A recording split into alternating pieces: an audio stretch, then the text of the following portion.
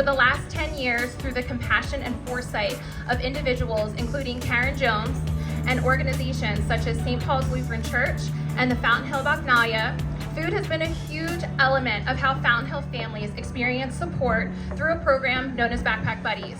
Meals and kid-friendly staples sent home with students in backpacks helped lay the foundation for where we are today.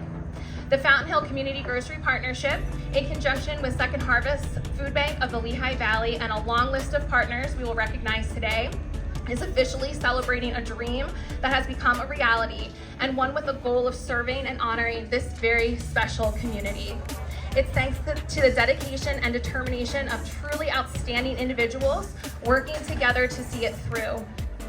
3, 2, 1, cut it!